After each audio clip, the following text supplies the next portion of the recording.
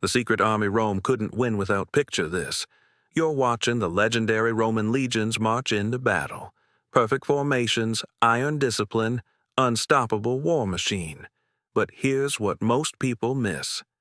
Half the army isn't even Roman. Meet the Auxilia, Rome's secret weapon that nobody talks about. The numbers don't lie. Every Roman legion had a dirty little secret. For every citizen soldier in the ranks, there was usually an equal number of foreign fighters right beside them. Sometimes the auxiliaries actually outnumbered the legions themselves. Think about that for a second. The world's most famous army was literally half foreign mercenaries and allies. Rome couldn't conquer squat without them. Why Rome needed barbarians to fight Roman law was crystal clear.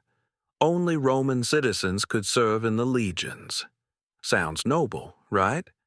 Problem was, Rome kept expanding faster than they could produce citizens. They needed bodies, and they needed them fast. Enter the Auxilia, auxiliary troops recruited from conquered tribes, allied nations, and professional mercenaries who'd fight for anyone paying coin. These weren't just random soldiers thrown into battle. They were specialists who filled gaps the rigid Roman system couldn't handle. The slingers who never missed take the Balearic slingers from the Mediterranean islands. These guys could put a stone through your skull from 200 yards away. They'd been professional killers for generations, first serving Carthage, then switching to Rome when the money was better. No loyalty, no ideology, just pure, deadly professionalism. The Romans loved that.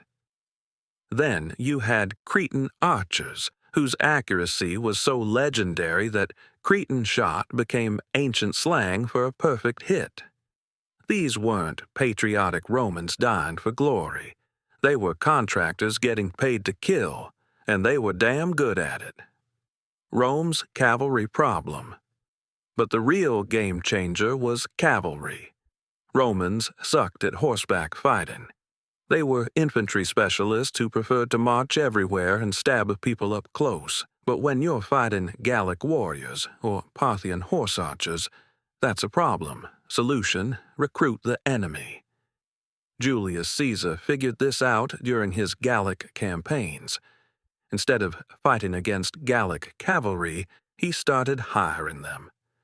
Suddenly, Roman armies had some of the best horsemen in the world, former enemies who now fought under Roman eagles. The Romans even recruited camel cavalry from Syria. Imagine being a Germanic tribesman and seeing Romans charge at you on camels. They called these units alla dromedaria, and they were exactly as bizarre as they sound. The citizenship trick. Here's where Roman genius really showed.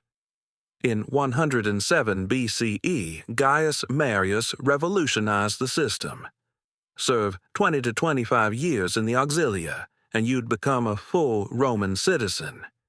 This wasn't just military reform. It was psychological warfare on a massive scale. Suddenly, these foreign fighters weren't just mercenaries. They were future Romans with skin in the game. That barbarian warrior next to you wasn't just an ally. He was your future countryman.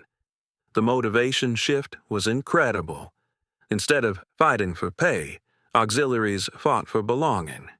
Instead of temporary allies, Rome created permanent converts, the imperial war machine. By the height of the empire, the Auxilia had become fully integrated into Roman military doctrine. Every legion had its attached auxiliary cohorts, each specialized for different roles. Light infantry for skirmishing and pursuit, archers for long-range support, cavalry for reconnaissance and flanking, engineers for siege work, even specialized units like Germanic shock troops and Numidian light horse. The Romans turned military recruitment into an empire-building machine. Conquer a tribe, recruit their warriors, use them to conquer the next tribe. Rinse and repeat across 3 continents. Why this matters. The Auxilia reveals something crucial about Roman success that textbooks usually skip. Rome didn't win through superior Roman-ness. They won by being the ultimate military talent scouts, finding the best fighters from every corner of the known world and giving them a reason to fight for Rome instead of against it. It's the oldest trick in the imperial playbook. If you can't beat them, recruit them. Then use them to beat everyone else. The Roman legions get all the glory, but the Auxilia did half the work. And in the end, many of these barbarian soldiers became more Roman than the Romans themselves. Makes you wonder, who really conquered who?